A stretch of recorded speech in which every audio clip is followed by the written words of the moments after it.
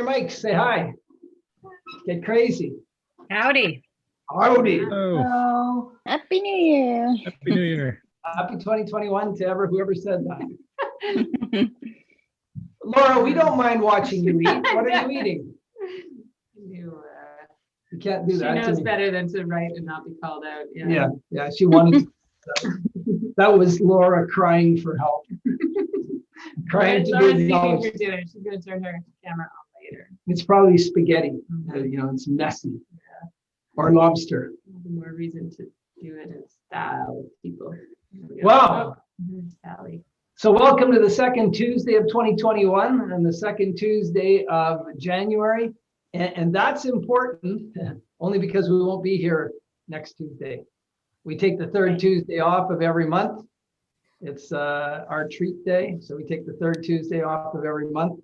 So just if you're an ardent Abundant Coach attendee. We could still take it off and just do drunk Tuesdays. Oh, that would be fun. Tequila Tuesdays. Still a night off for us, but it's just really fun for us. Probably not anyone else. And it's not a novel idea. Tara's actually stealing that from Tim Ferriss. Yeah. Tim Ferriss used to do a Friday session where he was just ripped out of his mind. He would just do tequilas and answer questions all night. It was a whole show, right? Yeah.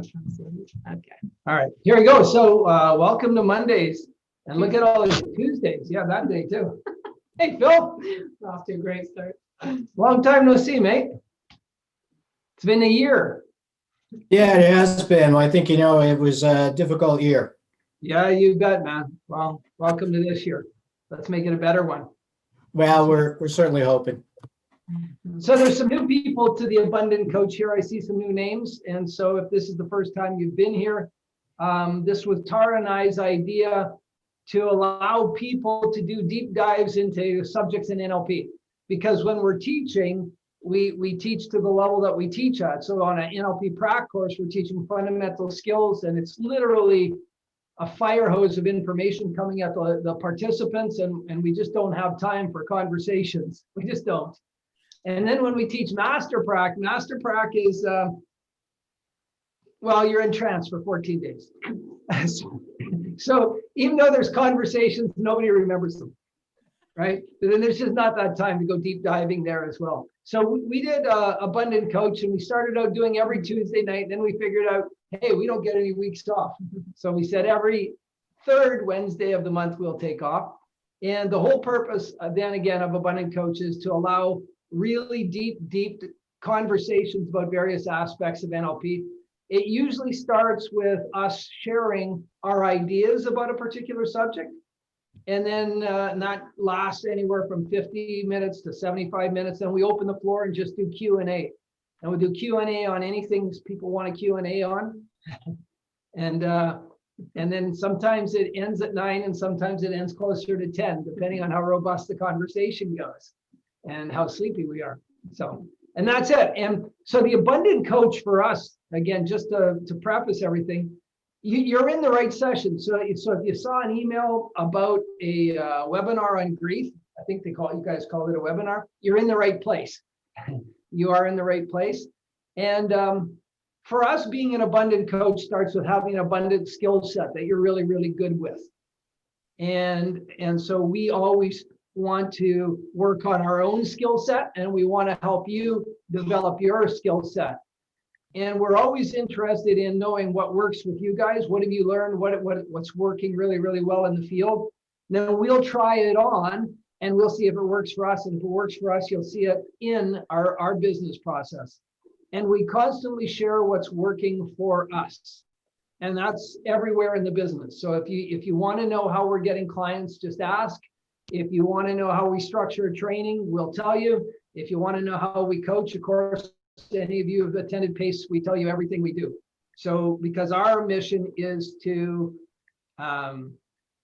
help coaches emerge. Lots and lots of NLP coaches. There can never be enough coaches who do really good work for my money. Tara's mom always gives us grief that we're training our competition. And we smile. Yeah, we are. Yep. Unfortunately, there's no lack of work, so bring it. And yeah, it's lots of fun. So in the Abundant Coach, we work with abilities first. We're really focused on getting results for our clients. We're an evidence-based NLP practice, which makes us pretty unique, other than our graduates who have also decided to be evidence-based NLP coaches. And we can demonstrate the results our clients get with a lot of tools. And then that generates referrals. And of course, when you're getting referrals, then you're not spending time on social media looking for clients. You're actually getting referrals. And referrals, as everybody knows, is a much cleaner, much more pleasant sales cycle than a cold contact. And I just, Tara, I don't like cold contacting, and Tara despises it. So we love living with referrals. It's a place to be.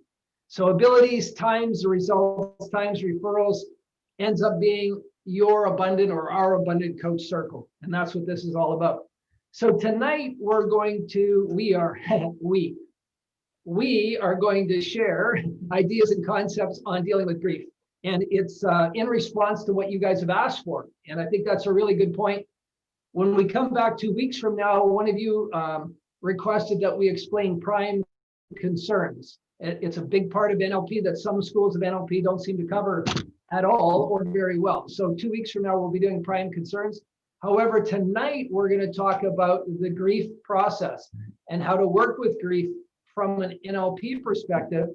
And again, Tara and I both try and read outside the box, read other NLP trainers, read NLP leaders, read from outside in the School of Psychology. And the techniques that Tara is going to share with you tonight come from the Andreas group in Colorado. And for those of you who know the history of NLP, the Andreas group are kind of like some of the disciples of Bandler and Grinder. The story of their life would sound something like in the beginning or once upon a time. There was Bandler and Grinder, and they recruited some disciples. And Connirae and Steve are such.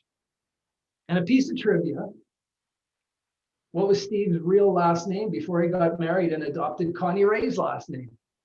There you go. That's the trivia for the night. So before the end of the night, some of you Google and find out what Steve Andreas's real name was before he became Steve Andreas. All right. Okay.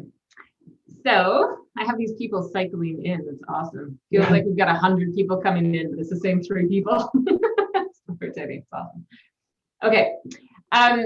The reason we're doing grief is because, as Al said, it was requested. And the reason it's been requested is because we have referred to it a number of times. So those of you that have done prac with us and PACE with us, and even master prac, I don't believe we taught it in our last master prac. So if you have worked with me as a coach, it's possible that you've done this with me.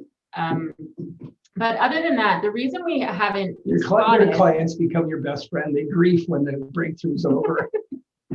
My clients don't grieve when I'm finished with them. So the thing with grief is that we haven't added it as a core element of PACE or of master prac yet, although we have definitely made the decision that this coming master prac we will spend some time working on the grief process. Is because it's not something that you're going to do with every client. It's certainly not something that you're going to do unless you actually have a really tangible reason to work with grief.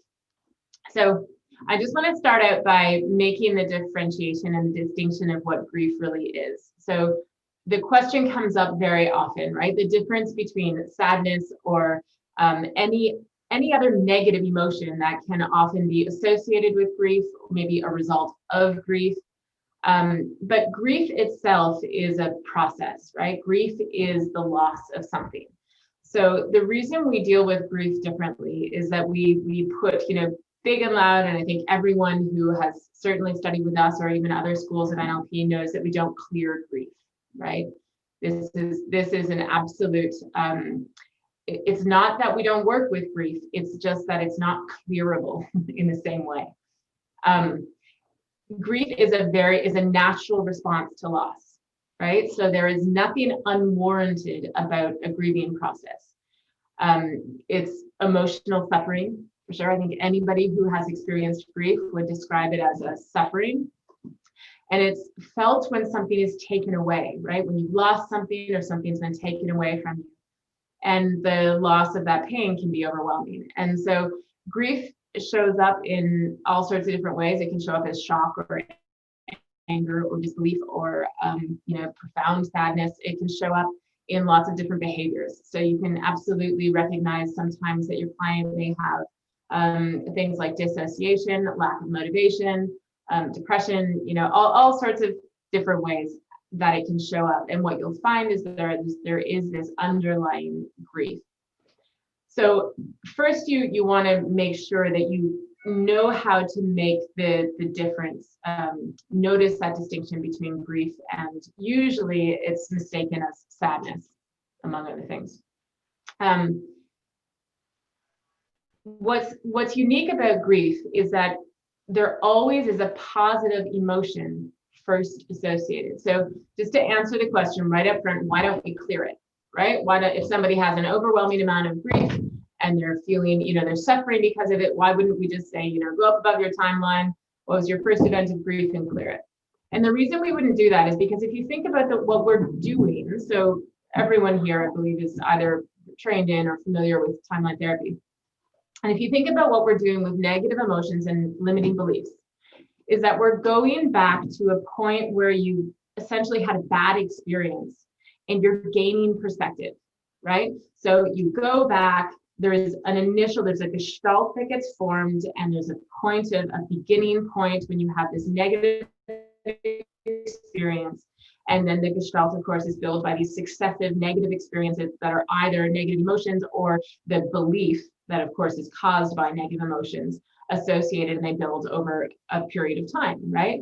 And so what we do is we get you in this position where you're able to get a different perspective, and you recognize that in this event, no matter how bad the event was, you actually did have choices, right? So whether the emotion was warranted or unwarranted, right? So if somebody goes to fear and say it was actually a warranted experience where fear was a warranted and a rational, good, serving response, that's fine.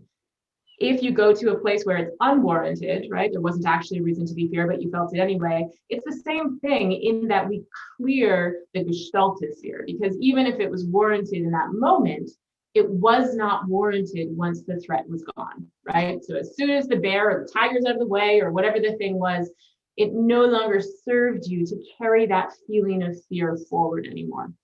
Right. So whenever I smiled because I think you have a fear of big animals. I know, gotta get a new example. Saber-toothed tigers and bears. Yeah. But what we get to do is we get to look at the experience, and we realize from that perspective, right, that it wasn't needed, that it doesn't serve us to hold on to that negative emotion or that negative belief.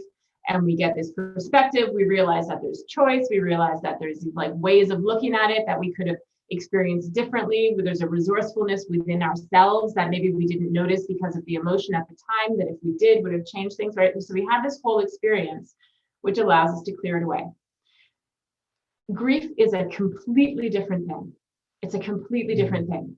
Grief does not begin with a negative experience, right? You are not grieving because you had a bad experience or a bad emotion that has a gestalt that you're going to clear.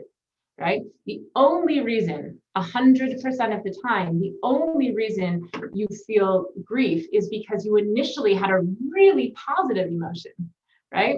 We don't feel grief about things that we didn't at some point experience joy or love or hope or excitement or, whatever the emotion was. It was this really, really positive emotion, which may have carried on just like, momentarily. It might have carried on for a lifetime. It may be associated, usually grief is associated with people, the loss of people, but not always. It could be that it was associated with something else. It could be associated with a thing or a dream that you had, an identity. It could be anything that you were really attached to and felt positive about. And then something happened where you lost it. And so that you're not going to go back in the same way. It makes sense to everyone, right? We're not going back to clear. The last thing in the world you would want to do with someone who's grieving is to clear away any of that emotion that created the thing that they're grieving about, right? Whatever that beautiful positive emotion is, you want to stay connected to that, in fact reconnect to that. It's the feeling of loss that we're actually dealing with, and so we deal with it as a completely separate thing. What Steve and Connirae did is that, there is traditional ways of dealing with grief. Most of you have probably heard about the 5 stages of grief or whatever, and there's sort of this idea that you have to go through different phases, and anger and bargaining and accepting it, whatever those are, and those are fine. And clearly many people have found their way through grief by going through those stages. And so if that has been your experience or the experience of somebody else, then by all means, that's a fabulously organic way to go through the experience, and it may be really, really successful. And if you've ever, as a counselor or a coach, helped people in the past that way, that's great if you got them to where they wanted to get to. But just because that's the way that it has been done doesn't speak at all to the possibility of how it can be done. Okay, so people say very often, does grief require time? And my answer is no. Grief does not require a certain amount of time. Somebody may choose to honor time in a way that feels good for them. If your husband of 50 years dies, chances are you're not going to be keen to move through the grieving process in 12 hours, right? It's going to feel like there should be an allowance for. Phil and I disagree. So does Steve Andreas, by the way. So does Catherine. He actually suggests a pre-grieving model for people, which I debated bringing in tonight. That was too much. I was just wondering how long you would grieve. Yeah. Very party atmosphere grieving you're doing. So there, some people may feel as though there's an appropriate amount of time required, but that's really personal, and you just kind of let the person. You would only ever be responding to grief if they were asking you to. Your client is actually saying, I've got to deal with this grief. It's overwhelming and I'm suffering. Or if you recognize that there is a behavior or something going on in their life where they don't recognize that it could be the grief that is stopping them from moving forward or being harmful in their life. And then you would suggest it, and they would, you would work from there. Let me jump in for a sec. It's been my experience working with people who are traumatized that trauma often stops the grieving process. And then after I've cleared their trauma, they enter in a period of grieving. That the intense emotions, as Tara discussed, that create a gestalt that carry forward into future events actually prevents them grieving the loss of that thing that they were joyful of. They are locked in a loop of being triggered into negative emotional states more associated with trauma, like anger, resentment, trying to remove themselves from society.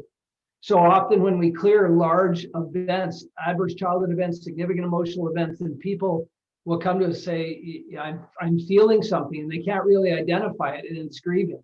They're now able to grieve. Mm-hmm. Yeah. So here's what they did. So Connirae and Steve decided that they wanted to address grief in a way where they like they did with everything, they figured they could process it. And so they just started really paying attention to people who get stuck in grief. So like everything else that we do, we do it, right? We generate it, we operate it, we run it from our own selves. So they said, well, how do people do staying stuck in grief? Those people that can't move on. And they started noticing things in common, right? So they started noticing that there were these things that they tended to do. And then they looked at the others, right? They looked at the people who were able to really easily deal with grief, or really naturally, or had a really solid experience of moving through grief to a place of whatever that is, whatever it looks like, acceptance or beyond that. And they said, what do they do in common? And so they found some really, really very, very specific ways of how people were doing this. So the first thing is that they recognized that people dissociated. No, actually, I'll tell you first the other one, sorry. The first thing that people did is that they recalled the ending as opposed to the relationship. So I'm going to speak to relationships, but just keep in mind that this can be This can be, of course, things, activities, locations, information, dreams, anything like that, right? So the ending is what gets trapped in the mind. So for people who couldn't get through their grief, they were very focused on whatever happened, the end of the relationship, when the person was sick and dying, the accident that happened, when the relationship soured and got bad, when there was a betrayal, so whatever that thing that caused the ending of the relationship, that's where they were focused.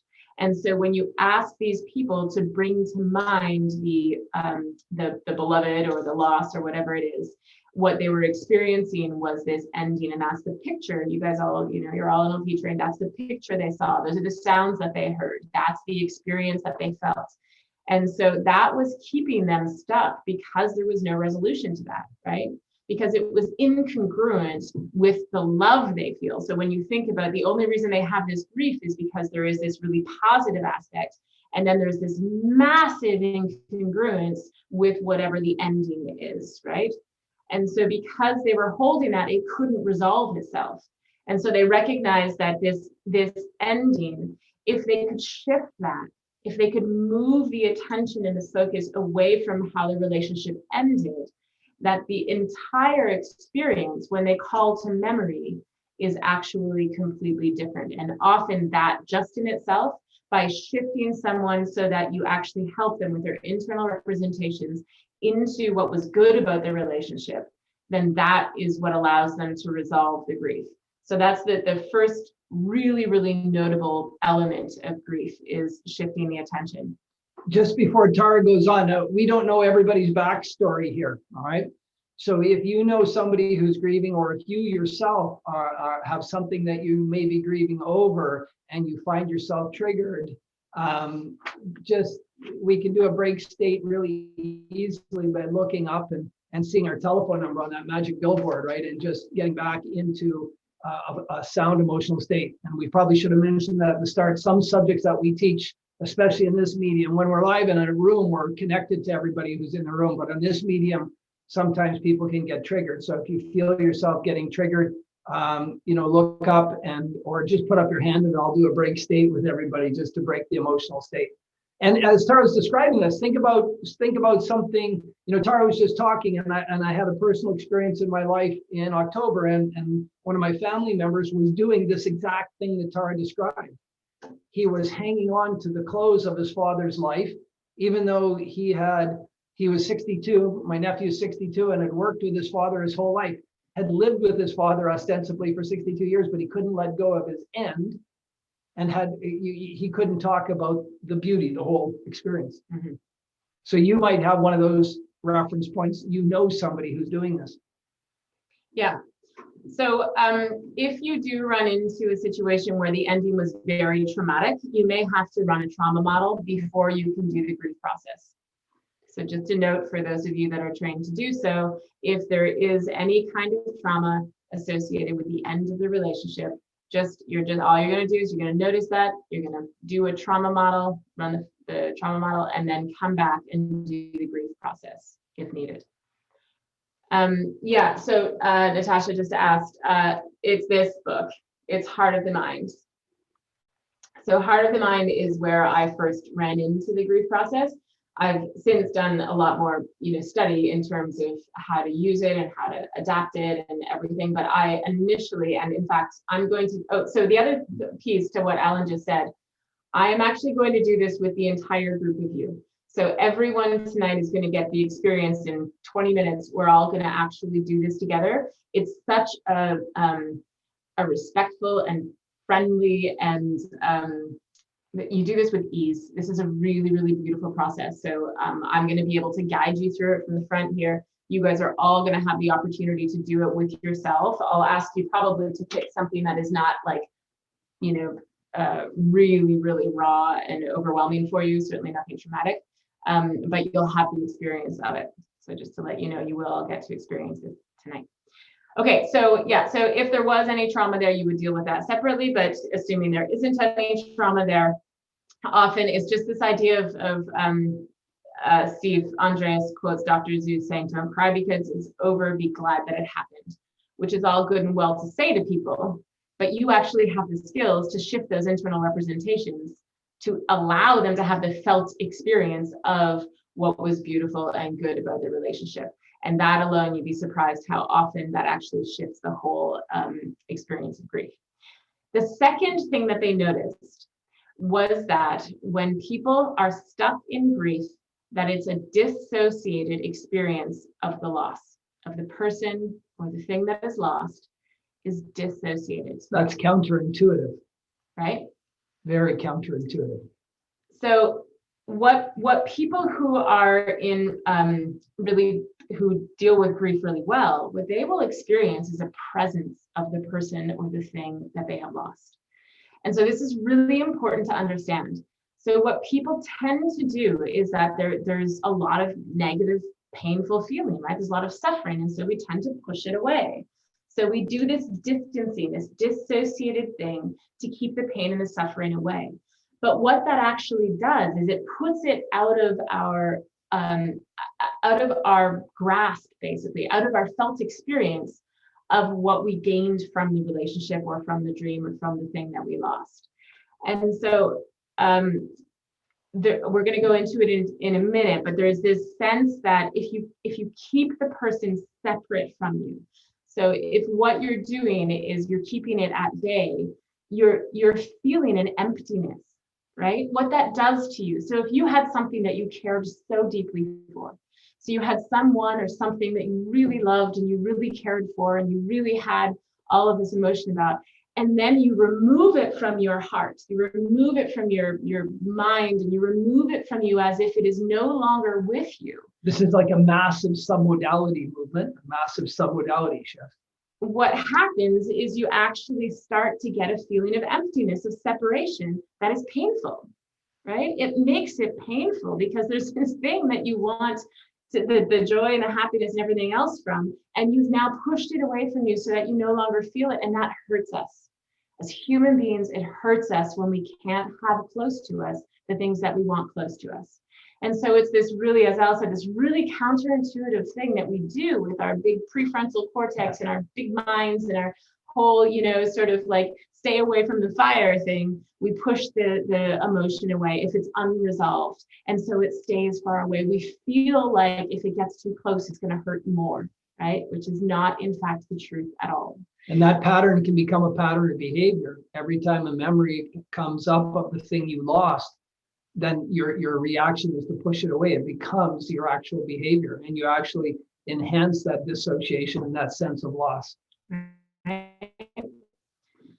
So here's how the other side. So those were the two things that were common to every person who was stuck in their grief. Now, so there were these other people that had a really resourceful response to grief. Okay, so there were these people that just seemed to, however they did it, they were able to have, I'm going to read it to you. Steve says, so when we would ask them, this other group of people, about a loss, there would often be a smile and softening of the face and a gentle lift of the shoulders and deeper breathing. They could speak about the lost person with softness, with caring, with happiness. One woman said, when I think of Joe, it's as if he's right here with me. If I'm in the supermarket picking out oranges, he's right there with me, helping me choose the best ones, just like he used to. This kind of response is clearly much more enjoyable, and it provides an easy access to the special feelings that they had with the person who's now gone. And these were the people that they studied to find out how they could be congruently happy about a significant loss. So this is common, and I will tell you again, I have coached for a long time now, and long time. Many people, and I will tell you that this is the way that I see people talk about someone that they've lost, but where the grief is resolved. It's not interfering in a negative way in their life. And these are the people that you guys have all met them, right? The people that love to tell you a story about their grandpa or their father, and even though they're gone, right? Like, look at Lee. Like you can, and you may tear up, and that's fine. We're not saying that you're going to be absent of emotion. You're still going to be sad in a way about the absence of them in your life today, but it's not going to feel empty. It's going to be this fullness, right? So these are the people that talk about it. And this is a person who has resolved the grief, right? They can talk about them. You've seen this with parents who've lost children, right? It's always amazing to those of us who can only imagine what it's like to lose a child. Like it is like the most horrific thing you can imagine. And then sometimes you see these parents who have lost children and they speak about them and you see them smiling, like talking about this. And it's extraordinary. Like it's out of this world that can happen, but that's what has happened. There has been this resolution, and it's a choice. It's a way of being able to actually resolve the grief. And so what they noticed was that if you think about, this to me is so cool because it's so cool. Think about object constancy, right? So anyone who has even, Psych 101, about object constancy and the contrast of of separation anxiety, right? So like Paul's playing peekaboo with us. So little kids, right? Little tiny babies don't have the ability to have object constancy. So they see you in the room and they're like really happy to see you, but then when you leave the room, their brains aren't developed enough to be able to hold the image of you having been in the room. So they're like, they don't even know, they can hold on to it for a few seconds, right? And even little kids, as they grow, you guys who have had babies, you know that like your 6-year-olds, no, your 6-year-old cares.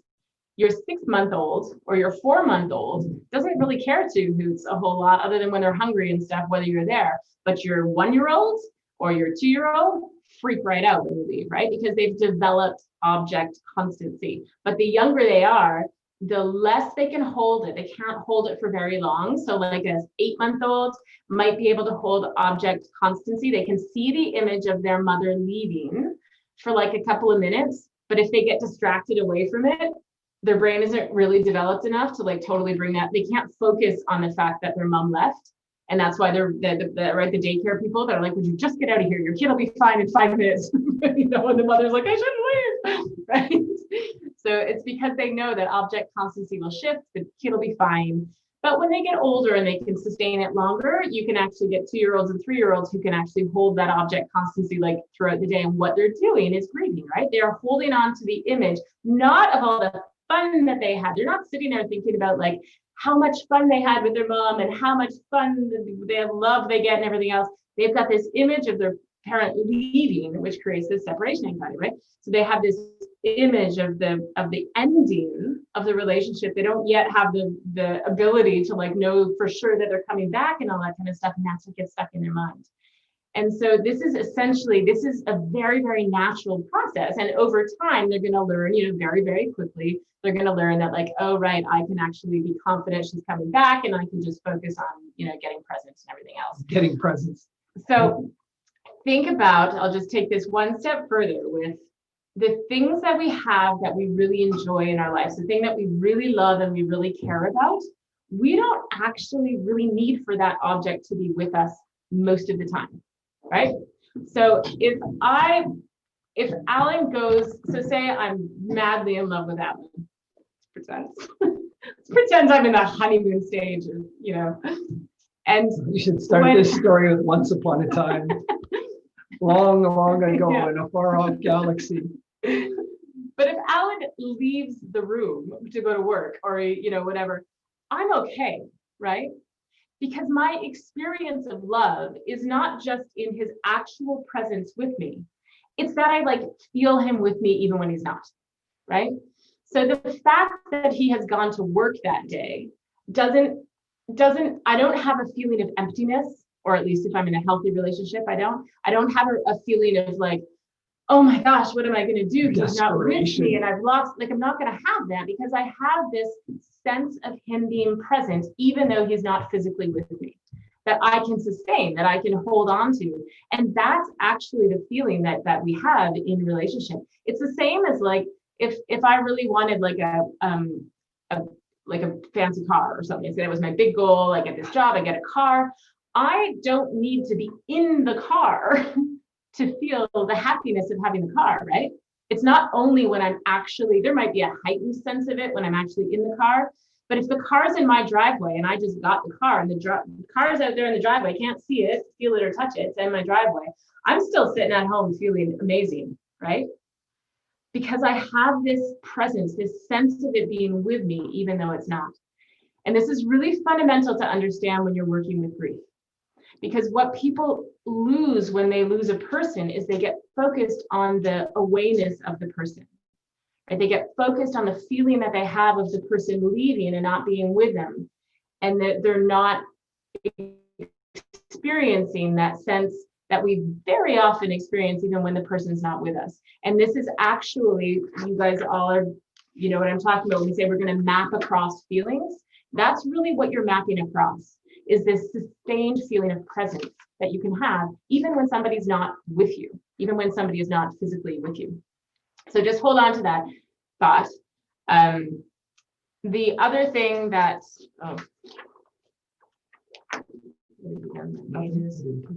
those are there.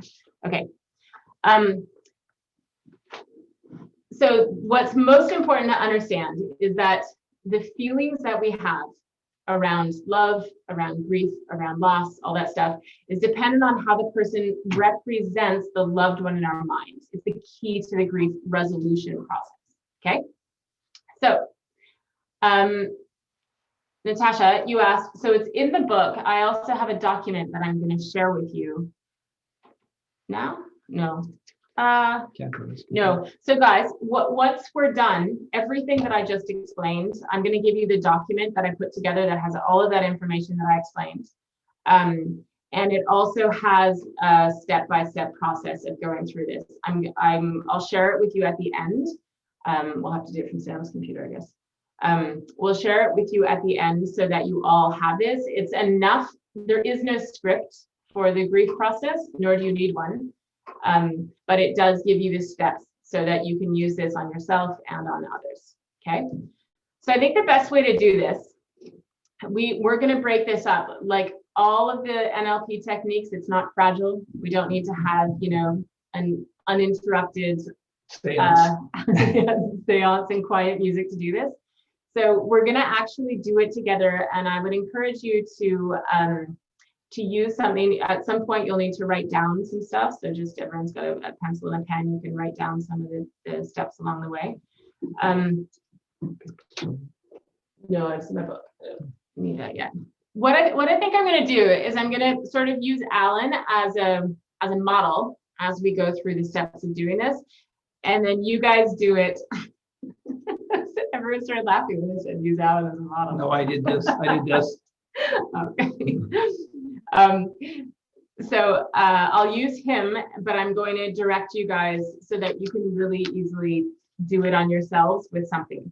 So what I would suggest is this: pick something that you feel a sense of loss around, whether or not it is like, this is all very subjective, right? So whether it's an actual distilled experience of grief, or whether it's sort of a variation on grief, is irrelevant. You can go through the process no matter how you decide to do it.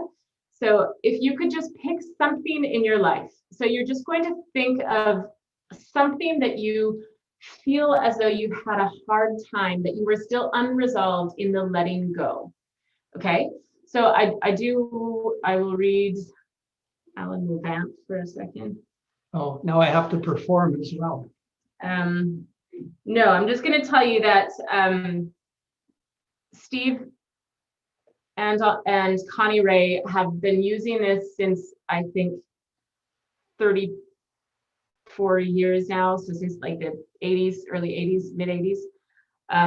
So they have collected a lot of grief stories. It's pretty amazing. Like, they've written lots of articles about it. It's really, really amazing the amount of work that they have done, and the lives that they have changed. The loss of, so although most people think of loss in relation to people, there's many other losses that can be resolved. So as you think about what you might use tonight as an example, could be the loss of a pet, an object like a ring or a piece of jewelry that you've lost that you never quite got over, a job, an ability. They've used this process with injured athletes who've lost their prized ability to play their sport, people who've lost their jobs, their homes, their native country. It could be a sense of identity. It could be this sense of People who have had miscarriages, who started to imagine themselves as mothers, right? An identity that you were excited about having, a job that you didn't even get, but you dreamed of getting, a business that you dreamed of developing, but you never did. Whatever you want to choose to work on is going to work in this process. It would be useful if you have a person that you miss. So, anyone that you feel like when you think about them, you get this sense of kind of emptiness and longing or yearning or anything like that. Could be the childhood of your now grown child, right? When they were young, when things were easier. So there's lots of things. Is everyone cool? Everyone's going to be able to come up with something that they can use through this? Okay, good. All right. So what I'm going to ask you to do is just first to bring up an image. So we gather information. So I'm going to maybe use this. We'll see. I might need to use this. I don't know. We're improvising here today. If we need to, we can swing it. Yeah. Yep. Okay. All right. So bring up the person, the thing, whatever it is. I'm going to refer to it as the loss. Okay, guys? So for the rest of this exercise, when I say the loss, you're thinking about the person or whatever it is that you felt you have lost and you could use some resolution on in your mind. Okay. So you're going to bring up an image right now. So Al, if you could just think about someone or something in your life where you feel like there was potentially an unresolved, and I don't want Alan to share his what he's doing because I don't want it to influence or have anything to do with what you guys do, okay? So Al, just bring something to mind where there was a loss that feels as though it was potentially unresolved. And as you bring that to mind, just notice what immediately comes into your mind. How do you see or feel or hear the experience of this loss in your mind? And just notice right away what comes up. And sometimes it may be small and dark and dissociated. How does it come up? Just give me the submodalities of how it comes up for you when you think about this loss. It's an image. It's dark. It's color, but it's very still, and it's smallish framed. Okay. No sounds. Okay. So everybody particularly notice the location of where this shows up for you in your own personal space. If it helps, make a note on your paper. Just put a number 1. This is the first image.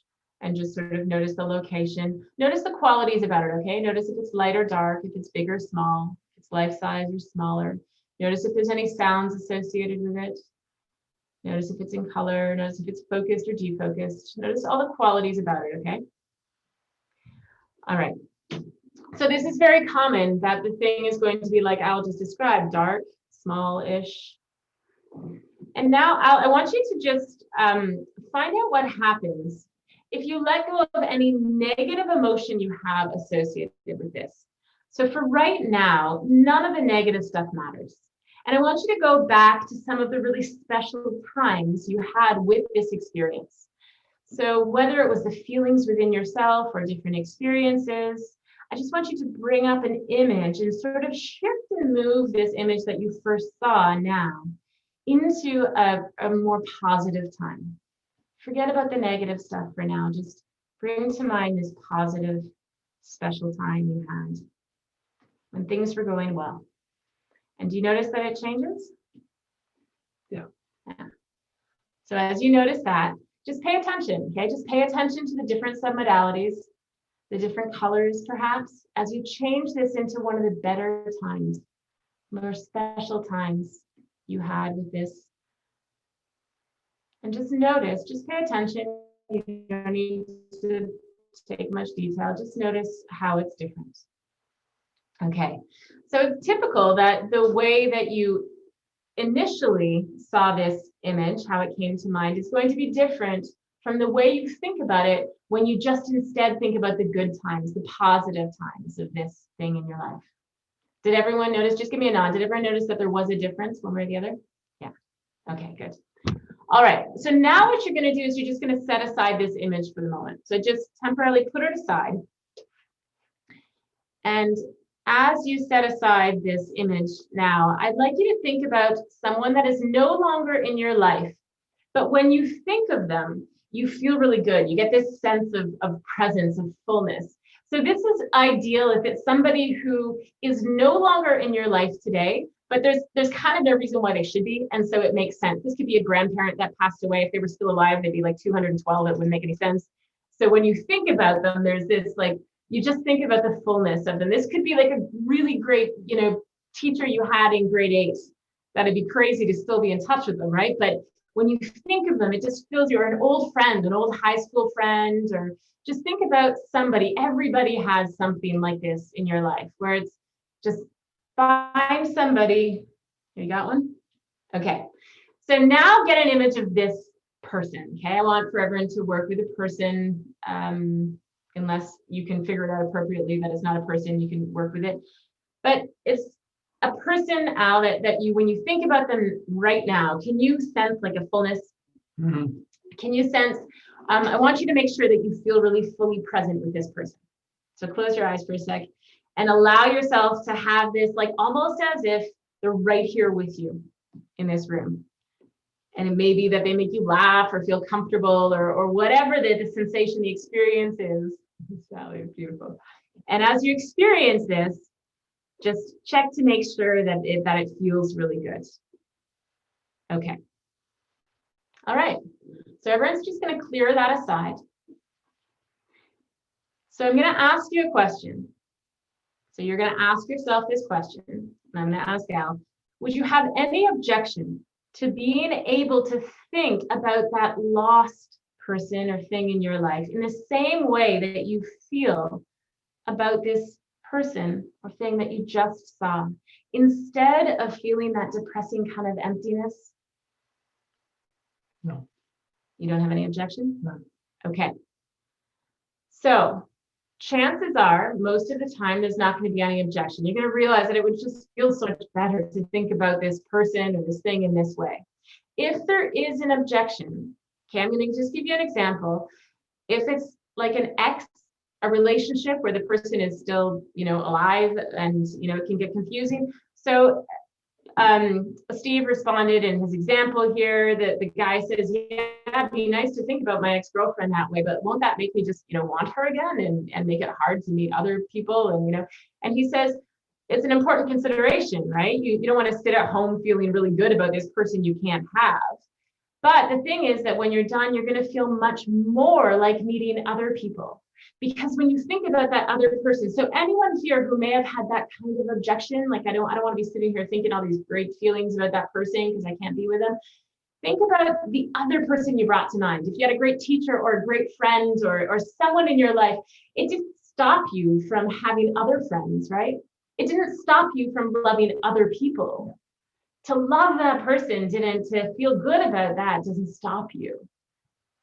It allows you to actually feel good about it and have more. So if there's no objection, we'll talk about objections after in our discussion, but let's just move forward, okay? So first, what I want you to do is, Al, you're going to bring up that same image of the lost person or place or thing or whatever it is. Yep. Okay.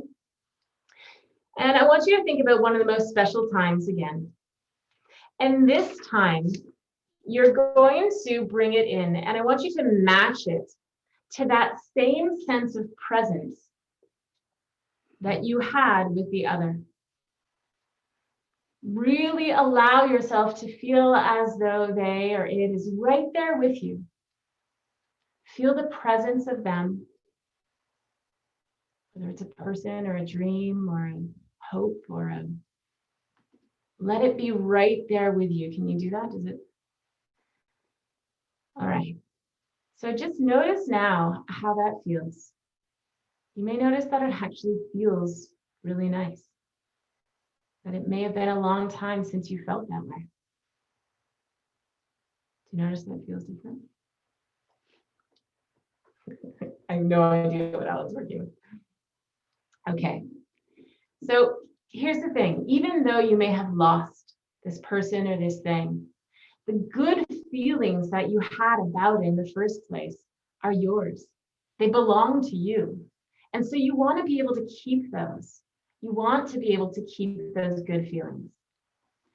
Now, for some people, it could, sometimes I've worked with people and they feel like, you know what? I'm good. That's what I needed, was just to be able to bring that all back and feel it within them. And there's this temptation to kind of stop here. But you don't stop here. And here's why. What you wouldn't want to have happen is for someone to, what could happen, so say that was a relationship. What could happen is that you could go seeking now and be like, yeah, okay, I recognize that this person's gone, but I had all this wonderful stuff. And you would try to, find exactly what you lost. So you would try and like replicate that relationship exactly if it was a romantic one, which may not be in your best interest, right? Or you may feel like you have to find something that is exactly the same as that in order to have this feeling of fullness or whatever. So we need to address the future so that that doesn't happen. Because what you want to have happen is that the memory is full of positive emotions, but that you also feel as though you move forward in your life with a sense of positivity, even without that actual person or thing being there, right? So this is what we do next. So I want you to just bring to mind again this now much nicer picture, right? So everyone has an image of this thing that they have lost, but with a much nicer feeling around it, with a sense of fullness and presence, remembering the best of it, remembering what brought you joy or happiness or love or whatever it is. And now I want you to review all the good experiences that you had. And I'm going to use Alan as an example here, but you do your own. If you choose, you can write them down or just notice them in your mind. As you do this, I want you to think of the values that you experienced in that relationship. So different people, different value different things, right? Some people value the warmth and the intimacy. Others value friendship that's less intense. Some people value spontaneity or variety or steadiness, dependability. Some people value humor, intelligence, liveliness. Some people find that in a relationship, they were able to appreciate themselves more. They liked the way that they felt and looked about themselves when they were in that relationship or in that experience. And that's part of what they valued. So Al, can you just start listing some of the things in that lost experience that you valued? Play, playfulness, play. So guys, if you want to write your own down, go ahead now. So there was playfulness. What else did you? Curiosity. What else? Pride. What else? Being a teacher. Teaching. Yeah, that. What else did you value? Love. What else did you value? There's an intense joy. Intense joy. Yeah. And a sense of possibility. Always a sense of possibility.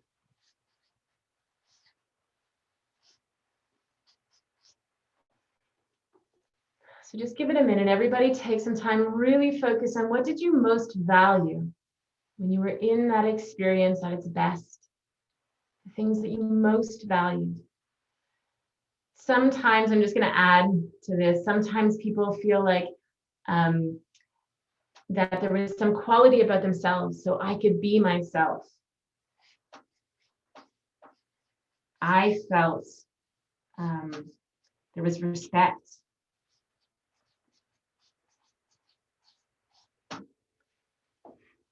Okay. All right, so you can continue to notice any other values that you most valued in that experience. I'll give you another minute to sort of do that. Anything at all. Anything else? No. Anything secret that you're too embarrassed to say in front of this audience? No. I'm just smiling because you don't know what I'm thinking about. It's killing you. No, I not. Darn, it's fun. Okay. All right. So as you identify these values, I want you to put these values now in a separate image in a different location, okay? With the same thing we lost. So this image is going to be like a symbolic image, an abstract image. So I want you all to imagine that there's this blank canvas in front of you, okay? So there's a blank canvas in front of you. And this is going to preserve the essence of those special experiences, those things that you most valued. And I want you to notice what that looks like when you see all of those values in this separate image. So you have an image, and I don't want to confuse you guys, but I'm going to say these values because this is how I do it. I just want to demonstrate how I would do it. So Al, I want you to get this image that demonstrates the values of playfulness and curiosity and pride. You're creating this canvas, this abstract image with teaching and love, intense joy, possibility, the ability to be yourself, respect. And you're going to end up with an image. And I want everyone to notice, I'll describe, just really briefly describe, what does that look like? What are some qualities of it? Panoramic, big color. Is it sparkly and shiny? It's associated through my own eyes. I mean, give me like as if you're describing a piece of art. Like It's beautiful. The colors are primary colors, but Primary, okay. really intense, really bright, yeah, it's red, really clear yellow. edges. It's Right. Good. Okay. So you just want to notice that, guys. So for Alan, it's red and blue and yellow and bright and these clean edges and really big.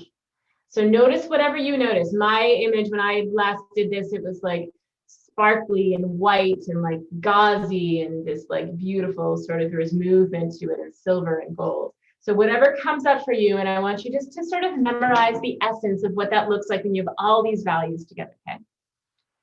All right. And now in another location, so you're just going to kind of move this aside, but you're going to preserve the essence of that quality. And now what you're going to do is you're actually going to imagine what form these might take in your future. So I want everyone to close their eyes and just imagine an image. This is again going to be quite abstract and vague because you don't know exactly where and with whom and when and how you may again experience these values.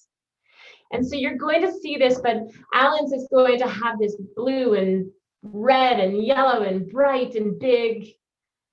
And now what's going to happen is you're going to see this in your future, this image of how these values, you may experience them with people you don't even yet know.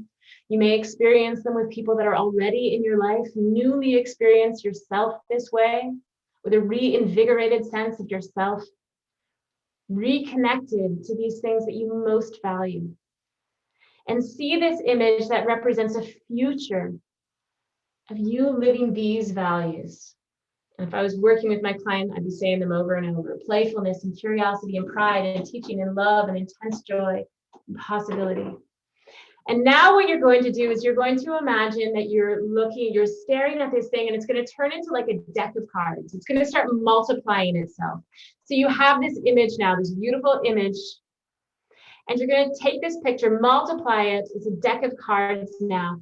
It's actually 2 or 3 decks of cards. There's so many there, and each one of them is a little bit different, but each one is going to have that same quality, that same essence of quality that is in that image of those values. And now what you're going to do is you're going to start to scatter them throughout your future. They're just going to start landing out there in your future. Some are going to land nearer to you. Some are going to land further out. And just keep scattering these cards into your future, carrying these values with them. And as you see them out there in your future, they're going to start to look like these little twinkling stars maybe.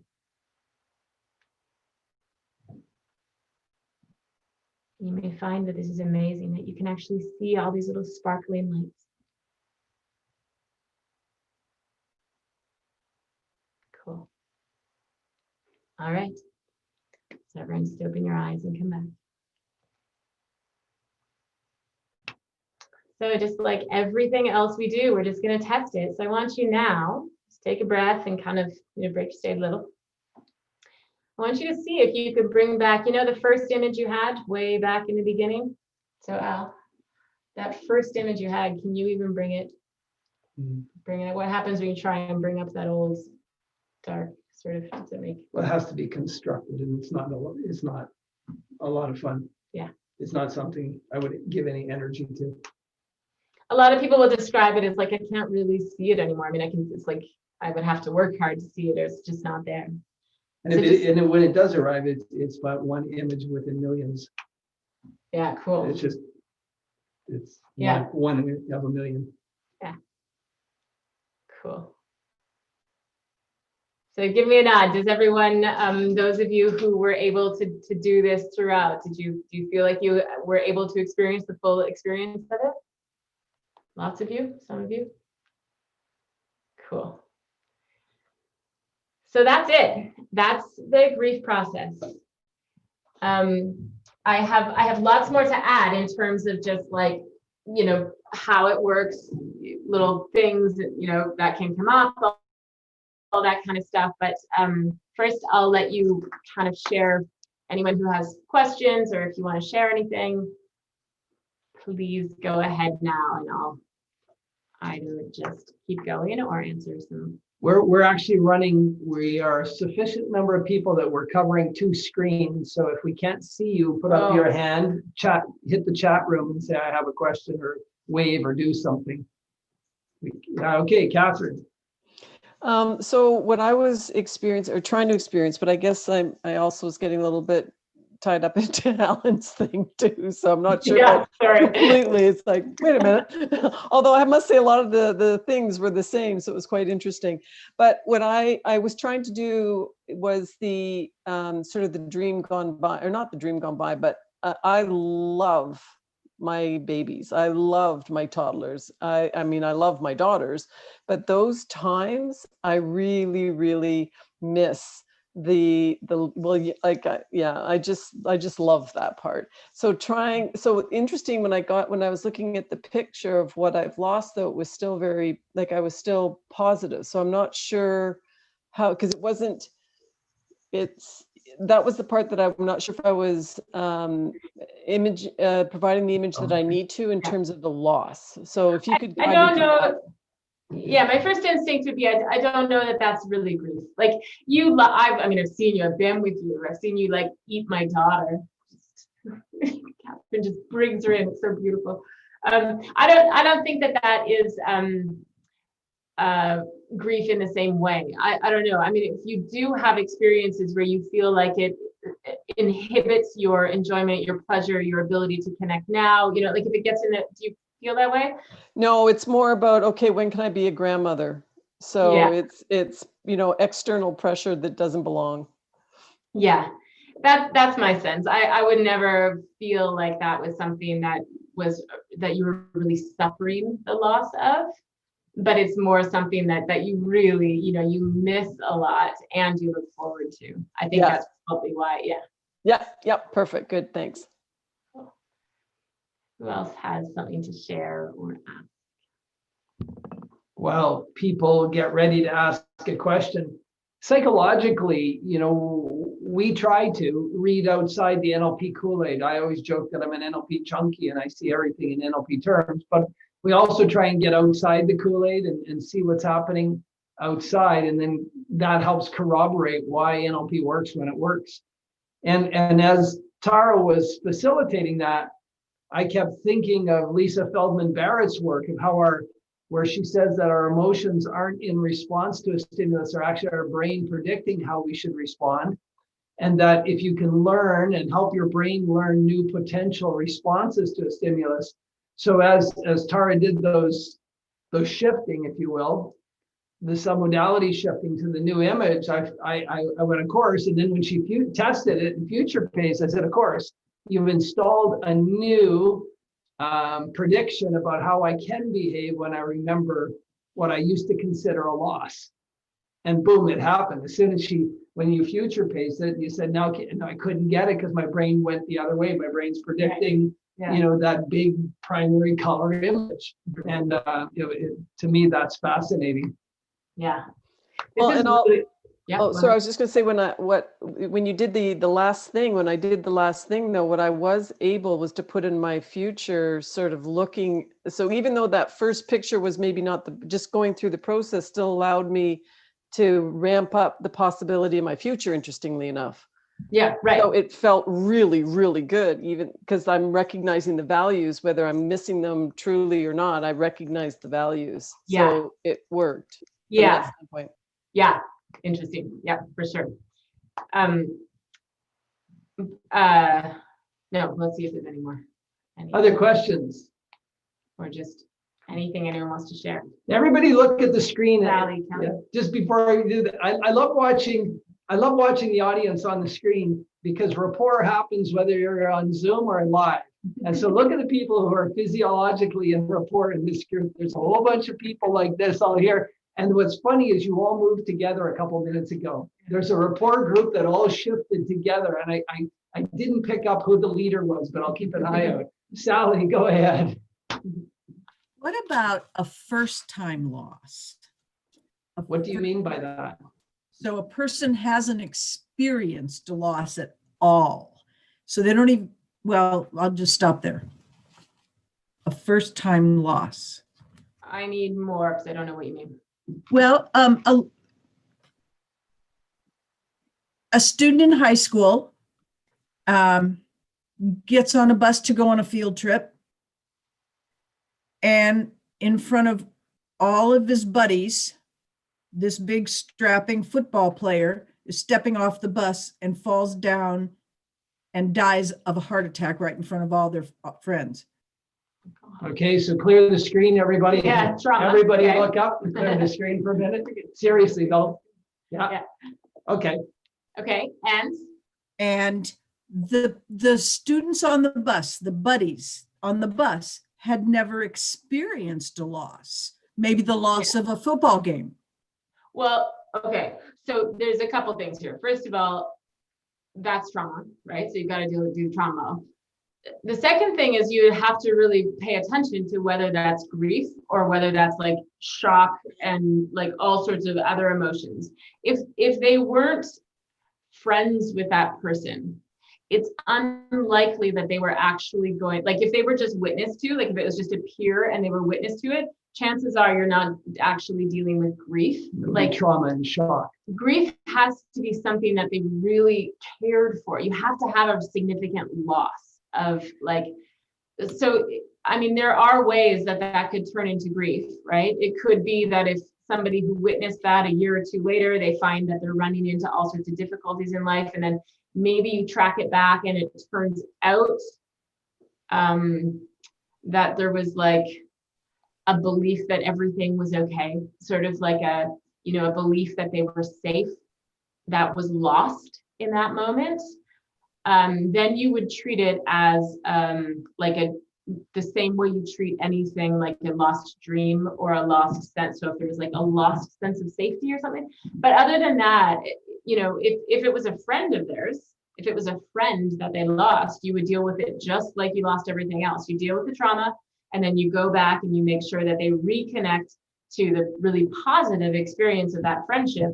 And so that's what they can think about instead of getting like zeroed in and focused on the way that the person died and the experience of the death. That's the issue when things like Parkland happen. Right. You have the trauma, and then you have you go to funeral services right away, and people are trying to grieve, and they haven't dealt with the trauma and the shock individually, as small groups, as a school, as a community, and none of the processes get complete or whole. And the people get locked in loops where they just get into more and more negative events because nothing heals. They can't grieve because they're traumatized. They can't clear the trauma because they're grieving, and there's not a lot of good trauma clearing going on. And you see, Parkland 2 years later, there's still a lot of struggles, right? Because none of the processes have been clean and cleared and allowed sufficient process to do it. So nothing would change, Sally, in answer to that. So I want you to speak. But Process-wise. Whether it's a first-time loss or a million-time loss, it makes no difference. It's going to have the same effect either way. Okay. Yeah. Does that answer what you were asking? Yeah, I think so. I mean, Alan, when you mentioned the Parkland situation, with all of that loss, there must have been adults who had had losses in the past, and then children or adults who maybe hadn't had loss yet. And I just was wondering, in terms of the adjustment or the moving forward versus staying stuck, if there was, if this process would be how it would go. Yeah, it's the same. You don't need to take into consideration any other context outside of the actual experience of loss. You just need to make sure if there's no positive connection prior to the feeling, then there is no loss there. It's not grief. It's something else, right? You might have to poke around and explore what it is, but it's not grief. Grief always has a really, really, really positive experience first. Even if it never came to be, you know, women that I work with who have miscarriages or lose babies, or, you know, like I said, something that never actually manifests, but it still was alive in their mind, right? It was alive, all the hopes, all the dreams, all the imagined futures, all the, you know, all that stuff. You still have to grieve that, because those were exceptionally positive and happy things that were happening that they then lost, right? Yeah, because the unconscious mind can't tell the difference between fantasy and reality. So when they're dreaming about holding their baby, they're getting all the endorphins as if. Yeah. Natasha had her hand up. Where did she go? I'm here. So you kind of answered my question just at the tail end of that, because I was curious if there's a singular person, place, thing, etc. that someone has to be grieving, or if it's kind of like a conglomerated grief almost. Like, so my stepmom is or was an ICU nurse, and Tasha, can you hold on just 1 second? Yeah. Can everybody hear that other noise? Yeah. Anybody know what it is? Maybe Natasha, was there a TV on at your house? oh yeah, sorry, my fiance is watching TV in the background. There you go. Okay, that's what it was. Okay. All right, okay, carry on. Yeah. So she would often kind of have these grief symptoms almost for patients. But it wasn't specifically one patient. It was just kind of a grieving experience as a whole for, like, you know, everybody that she lost that week or that month or whatever. Would that be, is that technically grief, or would it be approached the same way? Tara's head's going this way and I'm going this way. Yeah. Yes and no. You would have to find the grief by locating the positive feelings first, right? The only way to find grief, if it is truly grief, is to first isolate what is the positive connection. So what is it that she was hoping to have? What is it that she is hoping for, wanting, dreaming about? It may be an identity. It may be like she wants to see herself as some way of healing everyone, helping everyone. And so when she isn't able to, there's some sense of loss as herself, as, you know, like, you've got to find that sense of point. loss in the hopefulness of healing her, the hospital, everything, and then the loss of that when the person passes. That's right. Probably not grieving the actual person, but grieving the loss of the ideal that people can come into the hospital and heal. I do think in that case, you're more likely to get a better, more effective result to go back to the first time that something happened that she couldn't handle, right? So go back, what is the first event, the root cause of this sense of overwhelming sadness or whatever it is, and clear that gestalt, because it sounds more like there's an accumulation, there's a buildup of like pain and suffering for her that needs to be cleared. And then you may find that there is some grief, but I really, honestly, I think it would be very chunked up, right? It'd be like wanting to live in a world where this doesn't happen, right? So like having to grieve this sort of like idealized world or something. That's a word I use too, grieving the loss of an ideal. Yeah. That people shouldn't have to suffer, that we should be able to heal them. Yeah. And this is really simple, guys. Don't spend an hour trying to find the positive thing to identify it as grief. If it isn't obvious to you, and if it isn't obvious to them, then it is not grief. Let it go, move on. I do this with maybe 1 out of every, I don't know, 15 clients, I might actually run the grief on it. It's not a common thing. It's usually people resolve grief on their own. Usually people are able to move past things. Usually it's negative emotions and limiting beliefs. This is just the odd case where truly someone's stuck in grief. I'll tell you, I had a woman who lost her husband 2 years later. She was in to work with me. She had a skin condition that was she was just suffering terribly from this skin condition, along with the fact that she was now living alone and really, had all this other stuff going on in her life with her children, adult children, and all this kind of stuff. We know through, people often ask us about healing, right? Because so much of the work that we do ends up actually, the results show up in this manifestation of physical healing, right? So very often we'll have, hives or skin stuff or digestive issues or, whatever's going on, migraines and stuff. That's the physical manifestation of the negative emotions. So when you clear the negative emotions, we believe you're going to get a physical manifestation of the healing, and we do. Yeah, so that often happens, and people often ask us, how do you heal? Like, how do you do the healing stuff? And the answer is like, well, you got to find the right thing. I don't know. It's not just, it isn't timeline therapy that creates physical healing. This isn't just, submodalities. It isn't just, clearing whatever, this limiting belief or that limiting belief. I don't know what it is. It's not just trauma. It could be any of these things.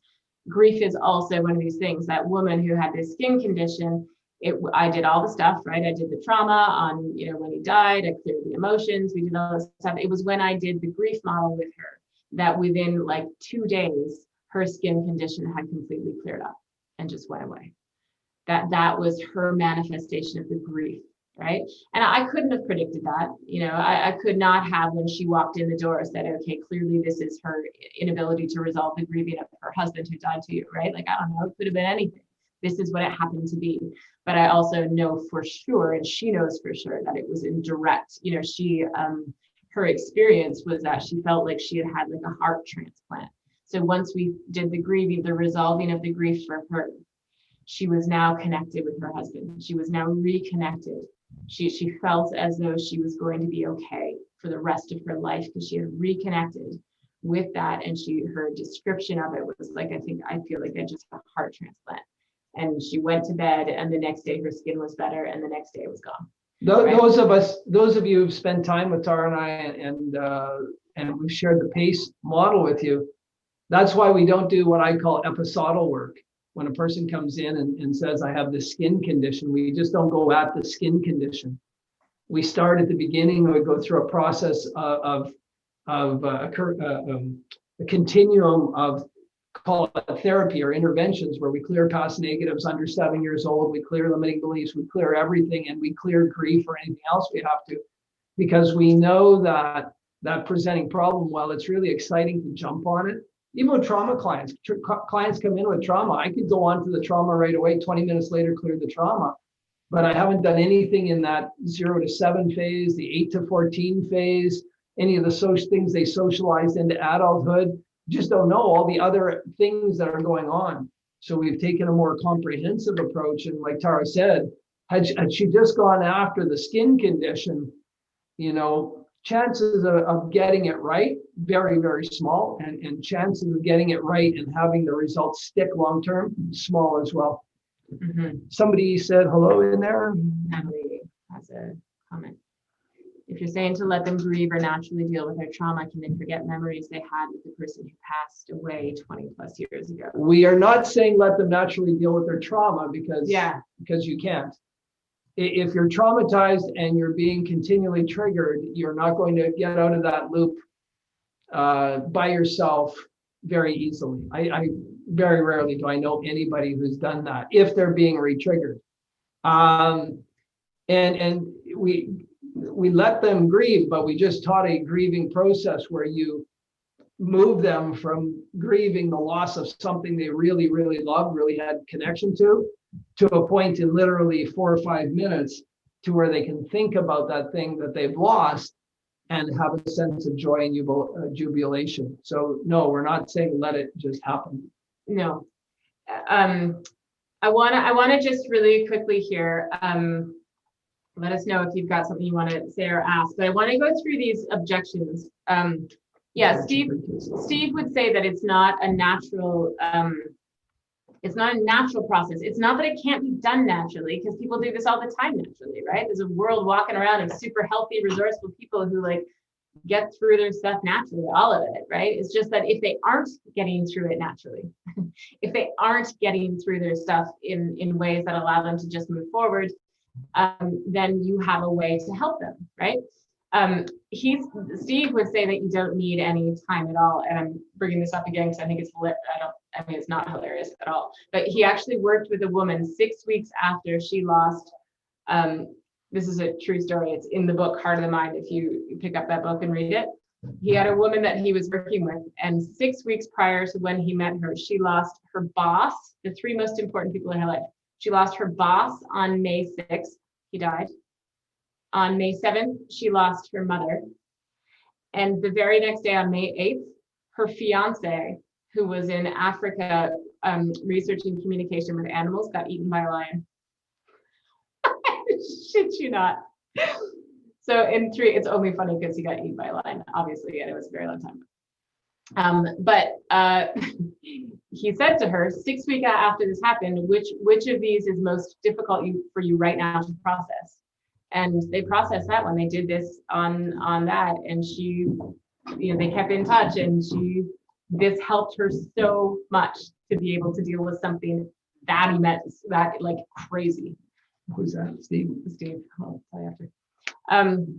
Anyway, so here's what I did. So sometimes in relation to what, yes, the objection question. So the objections that I'm referring to is if someone has any resistance to grief, letting go of their grief, right? So if you as a practitioner or coach or whatever, you've identified that you're pretty sure there's some grief there that could use some resolution, but the client is resistant to it, and that will, that could show up. So the first is the one we talked about, where if it's someone who has like an ex and they're worried about if they reconnect, you'll get to the part where you'll say, think about the good things and reconnect. And they're like, whoa, hang on, man. I don't want to sit here, more in love with this person. And so you're able to just do as I did, right? You're going to be able to feel a reconnection to those positive things. And you're going to go in and you're going to find all those values so that you actually have a much better chance of going out and finding what you want in the world. You're not going to be hung up. You're already hung up on this person, unable to move forward. This will allow you to free you from that and to find even more likely what it is that you want. The other thing, Sally, can you hang? I'll get to that in a sec. The second one is people who don't want to say goodbye, right? So you can imagine how this would come up, right? So you've recognized that the grieving process is really hindering them, and they say, but I don't want to say goodbye to this person. And so in dealing with that, you of course agree with them, right? Like I completely agree, you don't want to say goodbye. And in fact, what you're going to do through this process is you're going to say hello again. You're going to reconnect to this person. You're going to because remember, they've probably done those two things. They've probably made it small and dark and distant, and they probably dissociated. And so what you're doing is you're allowing them to say hello again, to reestablish that loving connection that you once had with that person. And so you just really want to help them. You're going to be very respectful, of course, with grief, right? But you're going to encourage them and just offer them ways where they can reframe it. And often when you say to them, if you had amnesia and you completely forgot all the past events, I'm going to read directly what he said. He says, one way to convince a client of the value of reviving the positive lost experience is to say to them, I'm sure you've heard about amnesia, the forgetting of past events. And if I were to give you complete amnesia for all your experience with the lost person, it would be as if you'd never known them, so you wouldn't grieve their loss. Sorry, this must be for a different objection. Now I want to ask you a question. If you give it careful consideration, if I offered you complete amnesia for ever having known this person, would you accept that solution? And nobody says yes to that. Nobody ever, even if it's a negative experience, do they ever say yes to that? Another one that could happen is that people think that it's kind of crazy. If you've gone through the process of explaining how this is going to work, that they feel like, yeah, but it's crazy to have, somebody as if they're alive when they're not, or as if I had it when I don't.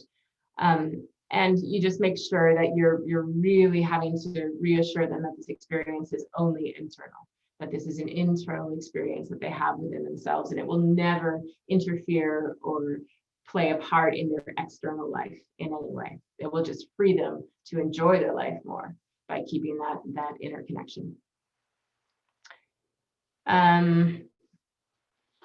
That's all. There's some other objections that are there. They're in the document that you have, but you don't need to. We don't need to go through them right now. Working with service people who have been traumatized, who have lost mates in battle, often they want to stay stuck to honor those who fell. Right? They believe if they got healthy and moved on, it would be dishonoring. And that's an objective that needs to be reframed as well, right? Similarly to the way Tara just mentioned, that grieving is not honoring. And when I say that, I mean being stuck in grief, not being able to get on with your life, being immobilized by grief, not doing what you're meant to do. That is not honoring the loss of somebody else. Mm-hmm. And when you can move somebody into, their mate, wanting them to live their most fulfilled life as honor to them, that they fell in the line of duty with them, and the best way to honor them is to live your life fully and richly in honor of them. Mm-hmm. Lindy, it's the question. Lindy just asked, what is the objection question? What you say, just to make sure, to be very, very thorough with this process, you say, would you have any objection to being able to think of whoever or whatever in the same way, so that you could feel the good feelings you had with them instead of the depression or the emptiness or whatever they've experienced? So there is no script for that. Just Lindy was just referring to the script, but there is no actual script. It's just a way of saying, do you have any objection? Because you really do want to pull the objections out here, guys. This is not like NLP hypnotic language where you want them to sort of just like get into agreement and all that kind of stuff. This is, you want to pull out any objections, because if someone has an objection, you want to make sure that you address it, that you really respect the objection, and you really work with them until you know as a practitioner, as a coach, that like, this person really is now ready to resolve the grief. Sally, you had a thing. Now I have about 3 questions. Sequential, go one first. Okay, so when you were talking about the boss, and I forget the second one, but the Lion's Lunch, that one, what was it that he said to her that had her move on? I missed that question. I missed that. Oh, no, he didn't say anything to her. He just did. Oh, sorry. He said to her, which of those 3 losses is right. is the one that is most difficult for you right now? Uh-huh. And like so many of the other things we do in NLP, he worked with that one, and then it helped all of them. Got right? it. Okay. Yeah, that the point was just that often, if there are numerous grieving losses or whatever, that sometimes just by working with one, you'll actually get the others as well. This, though, guys, is one where clients can really easily do this themselves. Once you've done it with them once, this is one that they can go home and do on themselves, right? Think about any other, go through your, some people have a lineup of ex relationships or past relationships that they've never quite resolved. Do it with each one of them on your own. It's so simple, it's so easy, it's so valuable to do it, and that would work. Yeah, Phil. Yeah. Go ahead, Phil. I'm working with somebody, not doing NLP, but I'm working with somebody who's in the early stages of Alzheimer's. Mm-hmm. So as you can well imagine, there's a tremendous amount of grief, and there's a major objection of not wanting to let her life as she knows go. So it's an interesting journey. And what kind of things do you look at from that? Because obviously there's the trauma of dealing with it, which she's in right now. Plus, she doesn't want to lose that. She doesn't want to lose the relationship with her husband, all those sorts of things. So I was joking before, but there is actually in Heart of the Mind I'm not going to go into it because it's too much, but it is called pre-grieving, restoring personal power. I think that would be really effective. It's just a modulation, like it's just an adapted version of this. But truly, it's when people are when there is an illness, and it may be something, because this works so efficiently on the self, or, this is definitely something, how we say, guys, don't work with family, friends. That is not relevant here. Go ahead and work with your family. Go ahead, work with your children, it's totally fine. Work with your spouse. This is one that you can do, no matter what it is. And so I do think, Phil, I would recommend reading that. I can send it to you if you don't have the book. I can send you these pages, but it's sort of, he calls it restoring personal power. And he has a lot of people who have sort of written testimonies of, because they did this pre-grieving work, if someone, say, had 4 or 6 months to live, or probably in this case, the quality of life is starting to shorten, right? The good moments are less and less, that they're able to fully utilize those, right? Because they're not caught up in how it's going to end. They're not focused on the ending. They're able to re-engage and reconnect with the beauty and the fullness of the relationship, knowing it with anticipation of, once this is past, once this is over and this person's gone, or whatever it is that they've lost, this is what we're going to hold on to. This is what's going to stay. And so it can be really, really, really useful. There's actually some really cool accounts I read about children, right? Like helping children prepare for their parents passing if the parent is dying too young. This is also, just as a note, guys, and again, remember the trigger warnings and everything else, but even people who have been like sexually abused or have really horrific childhoods, there is often a grieving process of what they didn't have. Right? The childhood that they didn't have, the relationship with the parent that they never got to have, that's grief, right? They have imagined what they deserve. They have imagined what it would have been like if. And so the focus then shifts. They can actually resolve that grief of what they didn't get to have, and recognize that those feelings were still real, right? When you're sitting there as a kid imagining, if your life was like Annie's or whatever, that's still a real experience that you can actually bring into your future. And they have really beautiful accounts here of kids. One of the places that they use this is going way back, but they used it in, I'm going to tell you because it's relevant. One of the several organizations that were using the grief process is one of the largest nonprofit psychiatric hospital in the country, in States, Our Lady of Peace in Louisville, Kentucky.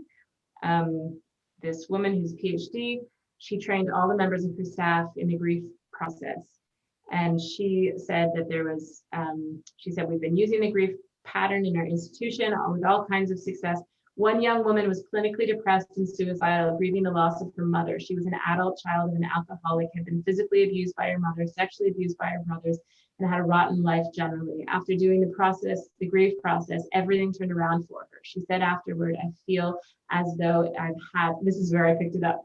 This is the same experience that I had. I feel as though I've had a heart transplant, just like the client that I had, this sense of the heart actually being different.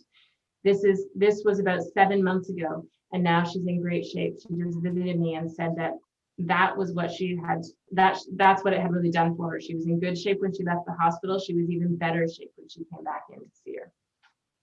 This experience of being able to actually have a different sensation of the heart is common. You do this and actually you'll start to hear it.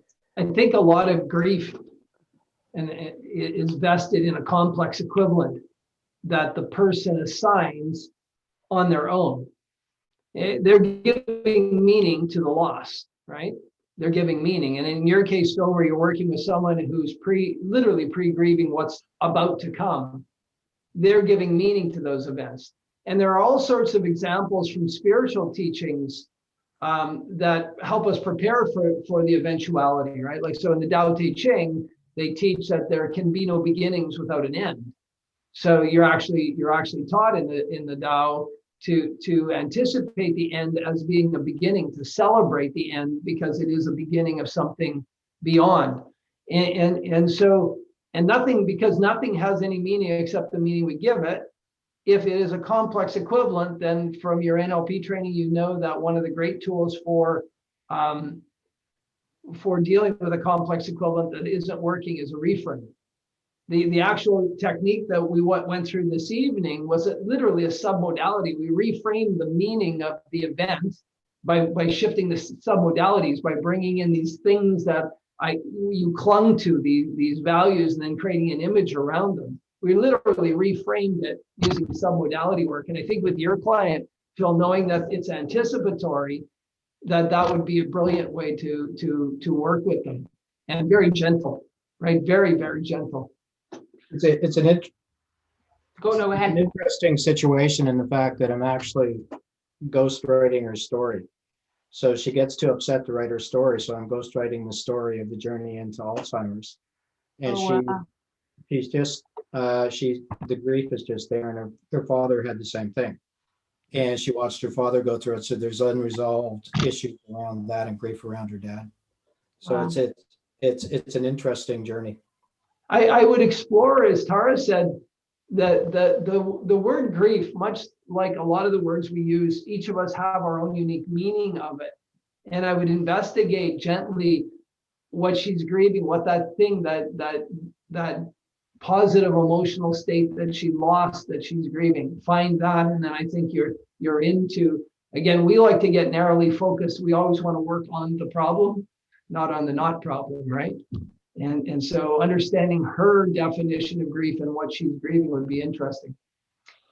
I'm jumping here, but I just want to mention this. I was just looking at Allison. Allison does coaching for people who are working through their health issues, like diet and nutrition and health and stuff. This is a really good one to use for people. Truly, some people will grieve the loss of eating, like of food. You can imagine, right? Anything that has given people a tremendous amount of comfort, right? Pizza. Yep. So if there's a change in lifestyle like that, like if there's this is a really, really good way to do that, because of course, right? I mean, that the value with the experience, they're going to go back to this experience of like, well, I could just like eat these cookies, So, but when you ask the question, what were the values you experienced? What was it you most valued in that experience? They're going to come up with things that are not food, right? It won't be food. It's going to be, pleasure. It's going to be like freedom. It's going to be this, like, whatever it's going to be, right? It's going to be all this stuff. And so that translation into your future of how you're going to have those same values, but have them differently in the future, and because I think my experience of weight loss, a lot of it is that people they cannot resolve the grieving of how important food has been. It's not small. It's a big issue. People have really gotten deep comfort from food, right? A lot of people will describe it as like their only friend and stuff like that. And eating food in the company of others, eating certain foods in the company of others, right? And so it's layered, it's social interaction. At night in the kitchen Or their after your own. husband's asleep. All right, Kelly had her hand up. Kelly. And I think too, people that experience that to that degree, Tara, I think if we dig deeper, that comfort that they manifest that food brings them is often triggered by a trauma that they then seek comfort in the food. So sometimes, like digging deeper, that love and comfort of the food and then that grief can trickle into what was the actual cause of that finding comfort in food, because it can be a way to deal with like trauma and for some people. That's right. I mean, you guys have so many tools, right? Whatever comes up, you can deal with it.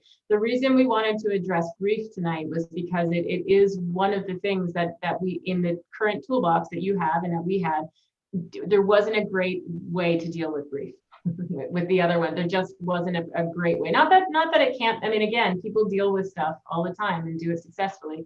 This is the tool. To this day, I've done, you guys know that I've done core transformation and wholeness with Connirae. I've sat in her classes, lots of them, and heard people say, wouldn't wholeness, those of you that know what it is in core transformation, wouldn't this be a great way to deal with the grief? And she will say, you know what, use the grief process. It's still the go-to. It's still the thing that is going to resolve it most fully, deeply at the core is to do this process. Yeah. Somebody said something. I wouldn't. Sally, go ahead. With the example that Phil gave with the woman who has early stages of Alzheimer's, is it just grief? I mean, grieving what won't ever happen. What would be the difference with just, is there sadness involved? Just flat out sadness? There could be, absolutely. And that's why I think you need to investigate it, to look for the thing that the person's grieving, the loss. What is the thing they're grieving the loss of? And if you can't find that, then it could be just an intense sense of sadness. It could be an intense sense of finality, right? Yeah. Finality, a sense of finality that the show is over. I'm not there yet, but it's got to be intense. Right. So, just before I go, if you think about the emotions for that particular one, you could take an emotion wheel, like spin the wheel and spin it, throw a dart, hit it, and it's going to change in minutes. Our session today was an hour and we went through about 4 different emotions and intense. So it's, Hey, just before But, Phil leaves here tonight, I just want to share a different observation outside of the realm. So you guys understand the difference between literal and inferential learners and literal and inferential facilitators. So those of you who are literal, I enjoy the questions because I'm looking for the literal people and the inferential people, right? Inferential people really like the teaching of Connirae Andreas and Steve Andreas because it's unscripted. Most of it's unscripted. Recently, Connirae's work has been taught as scripted because it's her young son, Mark, who's taking core transformation of the world. They've scripted it so they can teach it, replicate it, and move it out to the world. But if you watch Steve Andreas, nothing was ever scripted. Nothing. He would put 4 or 5 bullet points on a list, and that's why the original phobia trauma model is like 11 points on a page. Create a movie screen, run the movie forward in black and white, rewind it, and then ask them how they're doing. Because Steve is inferential, Connirae is inferential. Whereas if you go train with Robert Dilts, he's very literal. He's going to be very structural. He created the tote model, the score model. He created all these things. If you train with me, I'm very literal. I'm going to give you a tool that you can use, and you can amend them if you want, but if you just use it as delivered with your passion and your expertise, you're going to get results. Tara's way more inferential. So she's drawn into these unscripted, free-flowing things. So, and again, I go back to my Tao Te Ching teaching. It's the duality that's beautiful. It's not either pole that's beautiful. Either pole is okay, but without the other, they don't exist. You have to have inferential to know literal. You have to have literal to know inferential. If the whole world was just inferential, we wouldn't even know it because we'd all be the same. We can only know we're inferential when we're talking to somebody who's literal, right? So it's this embodiment of the whole, and sitting here, because we run these 3 weeks of the month, and normally I teach, and I was sitting here just smiling to myself in this inferential delivery method and watching who's leaning into the screen and who's leaning away from the screen, and then watching the questions come up. Are they inferential or literal, right? So I really enjoy, I enjoy being able to sit back and listen and watch for a while. And I really enjoy sitting and watching and listening to you guys and learning from you guys as we roll along. So thank you tonight. Tonight's been an amazing night.